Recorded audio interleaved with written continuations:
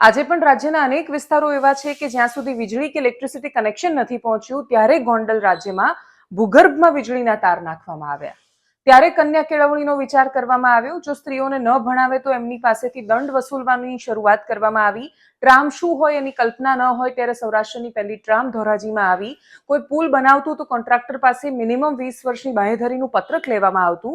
સૌરાષ્ટ્રમાં ભાવનગર અને ગોંડલ વચ્ચે પહેલી ટ્રેનની શરૂઆત થઈ અને તમે યાદી ગણવા જાઓ તો ખૂટે જ નહીં એટલા કામો જેમના ભાગે લખાયા.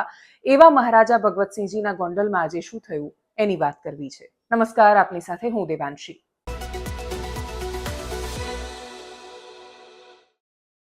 જેનો ઇતિહાસ આટલો ભવ્ય હોય, જેનો ઇતિહાસ આટલું ગૌરવ લેવા જેવો હોય, જેની પ્રજાની નસ નસમાં ખુમારીની વાતો દોડવી જોઈએ, એ પ્રજા જાતિના નામ પર જ્યારે સંઘર્ષ પર ઉતરી આવે અને ત્યાં આખો એક અલગ માહોલ બને અને બહારથી આવેલા ખાસ્સા બધા માણસો એ પોઈન્ટ પ્રૂવ કરવાનો પ્રયત્ન કરે કે ગોંડલ એ મિર્ઝાપુર બની ગયું છે. મિર્ઝાપુર નામની એક એવી વેબ સિરીઝ કે જે આવી અને એણે કાયદો વ્યવસ્થાનું અસ્તિત્વ જ ન હોય, ચારેય બાજુ ગુંડારાજ હોય, કોઈ ક્યારેય કોઈને પણ મારી દે, વ્યભિચારી હોય, ત્યાંના શાસકો, ત્યાંના નેતાઓ, અતિશય ક્રૂરતાવાળી જે સિરીઝ હતી એ મિર્ઝાપુર ગોંડલ છે એવું કહેવાનો પ્રયત્ન કર્યો. અલ્પેશ કથિરિયા, જિગીશા પટેલ, ધાર્મિક માલવીય સહિતના પાટીદાર અગ્રણીઓ આવ્યા. એકબીજાને સામે પેલા હાકટા અપાયા હતા, પડકારો અપાયા હતા. સુલતાનપુરની સભામાં જઈને ગણેશ ગોંડલે જે કહ્યું એના પ્રતિકાર રૂપે આ બધા જ નેતાઓ જ્યારે આવ્યા ત્યારે પ્રાથમિક દ્રષ્ટિએ અમારા પત્રકાર જે ગ્રાઉન્ડ ઝીરો પર હતા એના પરથી એટલું સમજાયું કે એમને બહુ જ સરસ રિસ્પોન્સ નથી મળ્યો, કે ગોંડલની જનતા એમનું સ્વાગત કરવા માટે તૈયાર હોય કે આવો ને અમે બહુ ત્રાસેલા છીએ અને પીડાયેલા છીએ અને મિર્ઝાપુર જેવી પરિસ્થિતિ છે અને તમે અમને મુક્ત કરી દો આ બધામાંથી, એવી પરિસ્થિતિ તો ન દેખાઈ. આખો દિવસ ગોંડલમાં ફરવાનું પ્લાનિંગ હતું. થોડા જ કલાકોમાં, અમુક મિનિટોમાં જ અલ્પેશ કથિરિયા સહિતના નેતાઓ ત્યાંથી નીકળ્યા હતા અને પછી એ ખોડલધામ બેઠા હતા. મીડિયા સાથેની વાતો, ઇન્ટરવ્યુઝ કે બાકીના સંવાદો પણ જે થયા એ પણ ખોડલધામમાં બેસીને થયા એના પછીના સમયમાં. અને એટલે જ ગોંડલની પ્રજાએ એમનો સત્કાર કે સ્વાગત નથી કર્યું. પણ શું ગોંડલમાં કાયદો વ્યવસ્થાની બહુ જ સરસ સ્થિતિ સામે આવી છે? પોલિટિકલી કરેક્ટ રહેવા માટેની એક એવી અપેક્ષા કોઈ પણ એવું રાખી શકે કે તમે કયું પડકાર આપ્યો, આવ્યા છે તો રોટલા ખવડાવો, પ્રેમથી વાતો કરો, એમને આ રીતે એમનો વિરોધ પ્રદર્શન કરવાની ક્યાં જરૂર હતી? આ વાત ખાલી કિકિયાટા, ચીચિયારા, કાળા વાવટા કે પછી વિરોધ પૂરતી સીમિત નહોતી. આ વાત ગોબેકના નારા લગાવવા પૂરતી સીમિત નહોતી. આ વાત રસ્તામાં હોર્ડિંગ લઈને ઉભા રહેવા પૂરતી સીમિત નહોતી.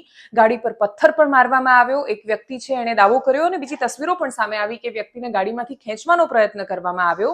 અને સૌથી નિરાશાજનક તસવીર એ સામે આવી કે એક થાર ગાડી હતી એના પરથી તિરંગો ઉખાડીને ફેંકી દેવામાં આવ્યો.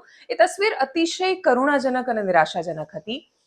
કોઈ પણ વાંધો હોઈ શકે, કોઈને કોઈની પણ સાથે અસહમતિ હોઈ શકે, દેશના તિરંગાનું અપમાન કોઈ કેવી રીતે કરી શકે? પણ આ પ્રશ્ન ખાલી પાટીદારો સાથે આ થયું કે ક્ષત્રિયોએ આ કર્યું એનો નહોતો.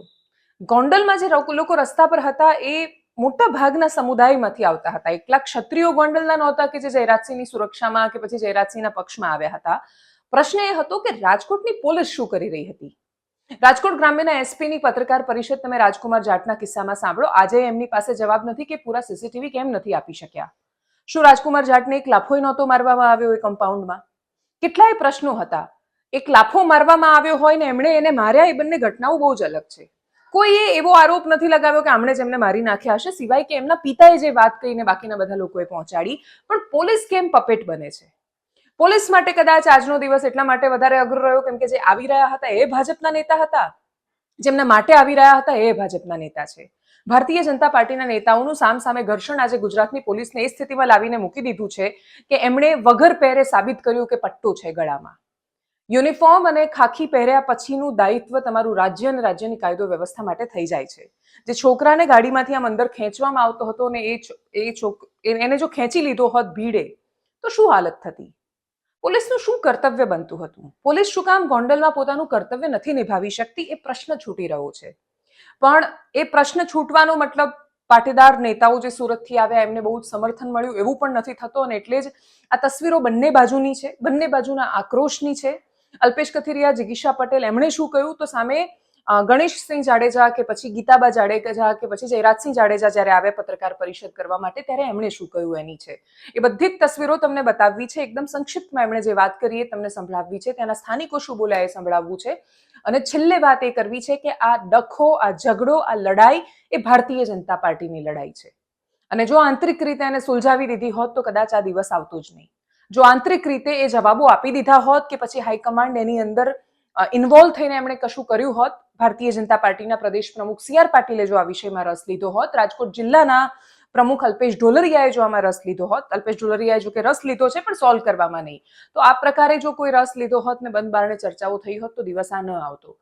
ખોડલધામમાં ગયા નેતાઓને એટલે જ ખોડલધામ એ આંદોલનની સાથે છે એ વાતને પણ નકારી શકાય એમ નથી. ત્યાંના સ્થાનિક અગ્રણી રાજુભાઈ સખિયાનું કહેવું હતું કે મથુરામાં કંસથી કંટાળ્યા હોય લોકોને કૃષ્ણ આવે એમ કથિરિયા આવ્યા છે, પણ કૃષ્ણ જ્યારે મથુરામાં આવ્યા ત્યારે એમનું સ્વાગત થયું હતું, વાવટા ફરકાવીને કોઈ એવું કહ્યું નહોતું કે જતા રહો. એટલે ગોંડલની તસવીર અલગ છે, એ બહુ સ્પષ્ટ રીતે સામે આવ્યું છે કે ગોંડલના લોકોની અંદર એ માહોલ નથી, જે માહોલ એમની અંદર ડર છે કે બધું એ પ્રતિપાદિત કરવાનો પ્રયત્ન થયો. પણ ગોંડલમાં સ્થિતિ બહુ સારી નથી એ પણ સાબિત થયું. જયેશ રાદડિયા નામના એક યુઝર છે, એમણે ફેસબુક પર પોતાની આપવીતી લખતા કહ્યું કે મિર્ઝાપુર જેવી હાલત છે ને એટલા જ માટે કંટાળીને એમણે દેશ છોડવાનો નિર્ણય કર્યો. એક વ્યક્તિ આટલા વર્ષો પછી ફેસબુક પર એવું લખે છે કે ટોલ નાકા પર દાદાગીરી થઈ હતી, કોઈ પણ માણસ કોઈને પણ કોઈ પણ કારણ વગર ટપલી દાવ કરી જાય, મારીને જતો રહે, લાફો મારી દે, તો આ પ્રકારની પરિસ્થિતિ કાયદો વ્યવસ્થાને શોભા નથી દેતી. પણ આ પ્રશ્ન ગોંડલ કે ગોંડલના ધારાસભ્ય પૂરતો સીમિત છે જ નહીં. આ પ્રશ્ન રાજ્યની કાયદો વ્યવસ્થાને છે, આ પ્રશ્ન ગૃહમંત્રીને છે, આ પ્રશ્ન ત્યાંના એસપીને છે કે આ બધું જ તમારી આંખો આગળ કેવી રીતે થઈ રહ્યું છે. જોઈએ પ્રતિક્રિયાઓ. ખાસ કરીને મારો પડકાર ઝીલીને મારા અને મારા પરિવાર વતી જવાબ દેવા માટે એક મોટી સંખ્યામાં વિરોધ પ્રદર્શન કરવા માટે ગોંડલના 18 વર્ષના લોકો, ગોંડલની માતાઓ, બહેનો, યુવાન ભાઈઓ, બહારથી પધારેલા અમારા તમામ શુભ ચિંતકોનો હું હૃદયપૂર્વકથી જમીન સ્પર્શ કરી આપ સૌનો ખૂબ ખૂબ હૃદયપૂર્વકથી ખૂબ ખૂબ આભાર. અને પાટીદાર આગેવાનોને શું કહેશો જે અહીંયા આવ્યા છે? એને ખાસ એટલું જ કહીશ, ગોંડલની જનતાએ એને જાકારો આપ્યો છે, ગોંડલની જનતાએ ક્યાંય એને જગ્યા નથી આપી. મારી કે મારા પરિવારની વાત આપના માધ્યમથી લોકો સુધી નથી પહોંચવાડી, પણ આજ મારા ને મારા પરિવારના લાગણીથી, પ્રેમથી ને એક લાગણીના ભાવથી જે રીતે ગોંડલના 18 વર્ષના લોકો રોડ ઉપર ઉતર્યા છે, હું માનું છું મારા વતી ને મારા પરિવાર વતી જ્ઞાતિવાદી માનસિકતા ધરાવતા લોકોને મજબૂતાઈથી જવાબ આપ્યો છે. Thank you so. બિલકુલ બેન, મારા કાર્યકર્તાઓ વતી, મારા યુવાન ભાઈ અને ગોંડલના દીકરા તરીકે આપને હું ખુલાસો કરવા માંગુ છું. અમારા ગોંડલની 18 વર્ષની જનતા ડિસિપ્લિન સાથે શિસ્તબદ્ધ રીતે ગદ્દાર અલ્પેશ કથિરિયાને અને જિગીશા પટેલને પડકાર ફેંક્યો હતો અને એના વિરોધમાં એક મજબૂત વિરોધ પ્રદર્શન કર્યું. એ જોઈ ન શક્યા એટલે પોતે તે પાછા ઘરે જતા રહ્યા છે. આ પડકાર ફેંકવાની જરૂર કેમ પડી હતી? પડકાર ફેંકવાની જરૂર બેન એટલા માટે પડી, વારંવાર ગોંડલને કઈ રીતે બદનામ કરવું, ગોંડલના લોકોને કઈ રીતે બદનામ કરવા, ગોંડલની અંદર કઈ રીતે જ્ઞાતિ જાતિવાદના વાળા મુકાવા, એના માટે થઈ ગોંડલની જનતાએ એને આ જવાબ આપ્યો છે. જેવી રીતે ખોટા આક્ષેપ કર્યા એનાથી જનતાની અંદર આક્રોશ વધ્યો છે. ખોટી જ વાત, ગોંડલને બદનામ કરવાની વાત. ગોંડલ મિર્ઝાપુર છે, ગોંડલની અંદર કોઈ દીકરી દેતું નથી. આ હદ સુધીના નિવેદન મીડિયાના માધ્યમથી આ બધા મિત્રોને પેલા બેને જિગીશા બેને આપેલા છે કે ગોંડલની અંદર કોઈ દીકરી દેતું નથી. આ બધું ષડયંત્ર હું એમ માનું છું કોંગ્રેસ પ્રેરિત હતું. આ રેલી દરમિયાન મને જાણવા મળ્યું કે ગોંડલમાં કોઈ દિનેશભાઈ પાથર છે, એને અમારા બેનર જે લાગેલા હતા એ બેનરને તોડવાની કોશિશ કરી, અમુક બેનરો એને તોડ્યા. આનાથી જનાક્રોશ વધ્યો અને ગોંડલની સ્વયં બહારથી આવેલા હતા એને જાકારો આપવા માટે તમામ જનતા, તમામ સમાજ, ખાસ કરીને લેવા પટેલ સમાજ મોખરે રહ્યો છે કે અમારા ગામની અંદર શાંતિ છે, અમારી શાંતિ હણવા માટે કોઈ પ્રયત્ન કરે નહીં. અને આ તમને ગોંડલની જનતાનો જવાબ છે અને ગોંડલની જનતાનો આક્રોશ છે. ગોંડલની અંદર જો પાટીદાર સમાજની વાત કરે તો ગોંડલનો પાટીદાર સમાજ કોણ છે એની વ્યાખ્યા પહેલા આ બહારથી આવેલા લોકોને સમજવી પડશે. ગોંડલની અંદર જાહેર જીવનની અંદર 50 વર્ષથી લોકોની વચ્ચે રહીને જેને આગેવાની સ્થાપિત કરી છે, આવા બધા જ લોકો મારી સાથે છે અને હાલ મારી સાથે મારા જાહેર જીવનમાં પોતે ખર્ચી નાખેલું છે. આ બધા ગોંડલની મૂડી છે, ગોંડલના કહેવાતા આગેવાનો છે. દાખલા તરીકે પરસોત્તમભાઈ વઘાસિયા, જેને પૂરી જિંદગી લોકસેવામાં અને જાહેર જીવનમાં પાસ કરી છે. એવી રીતે મગનભાઈ ગોણિયા, જે મારા પિતાશ્રીની ઉંમરના છે, એ બધા ગોંડલના કરતા હરતા ગોંડલ પાટીદાર સમાજના કહેવાતા આગેવાનો છે. આ બહારથી બની બેઠેલા કોઈ આગેવાનો ગોંડલ પાટીદાર સમાજના આગેવાનો નથી. આ લોકશાહીમાં વિરોધ થવો જોઈએ, પણ જે રીતે હિંસકગીરી થઈ રહી છે, રેલીને રોકવાનું, લોકોને મારવાનું, ગાડીઓ પર હુમલો કરવાનો, તો જે ખરેખર ગોંડલ મિર્ઝાપુર હતું યાદ સાબિત થઈ રહ્યું છે. અહીંયા કામ જ ગુંડાગર્દીનું કરે છે, તો એને ભાડુતી માણસો શું કરશે? આ ધંધો કરશે. જલ્પેશભાઈ ગણેશભાઈ કીધું કે મારું દુઃખ કીધું હોય તો ગોંડલ આવી, આજ ગોંડલ આવ્યા છો, શું કે? માનવ દૂધની સાબિતી આપી અને જ્યારે પણ દૂધ ઉપર સવાલ ઉઠશે, સ્વાભિમાનની ઉપર આંગળી ઉઠશે ત્યારે ચોક્કસ. પાટીદારની વાત નથી ભાઈ, ગોંડલની 18 પ્રજાના આલમની વાત છે, માત્ર કોઈ એક સમાજની વાત નથી. આપ મીડિયા પણ જાણો છો કે ગોંડલમાં કઈ રીતે ચાલે છે, લોકો કઈ રીતે પીડા ભોગવે છે, એ લોકોને મળીને પીડાને સમજે. અને ગોંડલ કોઈની જાગીર નથી, અહીંયા બધા આવી શકે, શું કામ વિરોધ કરવો જોઈએ? કાંઈક તો આ લોકોને ડર છે.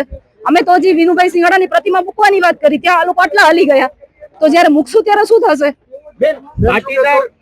આજે એટલા માટે જ હું આવી છું કે આટલા બધા લોકો પાટીદારના છે, છતાં પણ ગોંડલની પ્રજા, ગોંડલની અંદર પાટીદારો આટલા ભૂખથી જીવી રહ્યા છે અને કેટલા બધા પાટીદાર આગેવાનોના ખૂન થઈ ગયા છે, મર્ડર થઈ ગયા છે, એના આરોપી આજે પણ રીઢા ગુનેગારની જેમ બહાર નિર્દોષ ફરી રહ્યા છે. તો આજે એના માટે થઈને તમે અવાજ ઉઠાવ્યો. ભાઈ સિંગાડાનું જ્યારે હત્યા થઈ હતી ત્યારે અમે લોકો નાના હતા, ત્યારે અમને સમજ પડી, ત્યારે અમે અવાજ ઉઠાવ્યો અને હવે અમે સક્ષમ છીએ. અને છેલ્લા ઘણા સમયથી ગોંડલની અંદર જે ઘટનાઓ ઘટતી આવે છે એ ક્યાંક ને ક્યાંક ફરી પાછું પુનરાવર્તન, સત્તાને ખેંચવા માટેનું પુનરાવર્તન હોય એવું અમને લાગી રહ્યું છે. બરોબર ને, મને એમ કહેવાનું આવ્યું તમે અહીંયા કોણ આવ્યો ને જયરાજસિંહ નો ફોટો બતાવીને એમ કોના કોણ કે તારો બાપ હે, આવું એ લોકો બોલતા. તમને બંદૂક કોને દ્વારા દેખાડો? હવે એ ખોટું તો અહીંયા આટલા માણસોમાં કેવી રીતે ખબર પડે કોણ હતું? અલ્પેશ કથેરિયા અમે બધા ગણેશભાઈ ની અને જયરાજસિંહ ના પરિવાર સાથે છે અને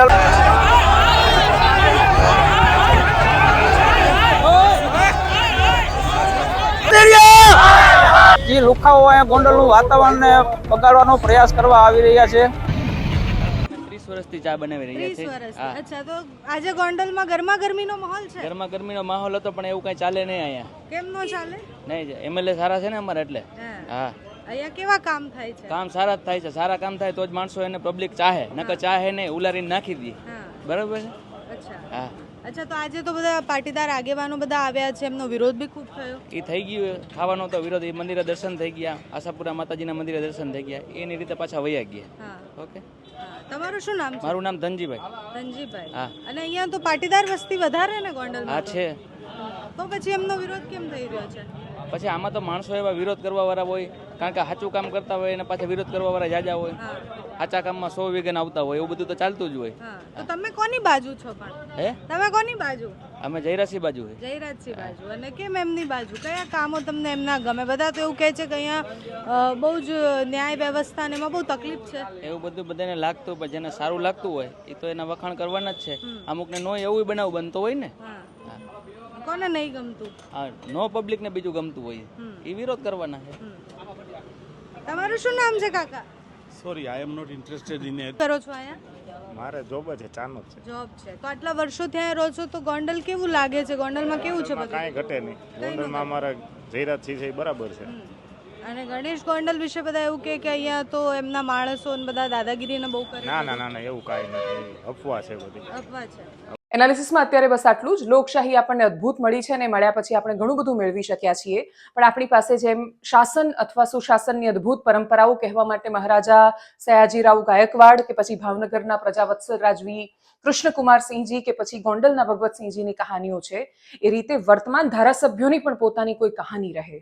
નહીં કે ધારાસભ્યોના આતંકના ઇતિહાસો થાય ને ધારાસભ્યોની દબંગાઈની વાતો થાય ને પછી એ જ દબંગાઈની વાતોને ગૌરવની જેમ રજૂ કરાય અને પછી એ જ ગૌરવ ધાક બની જાય ને એ જ ધાક ક્યારે ડર બની જાય એની કોઈને ખબર ન પડે.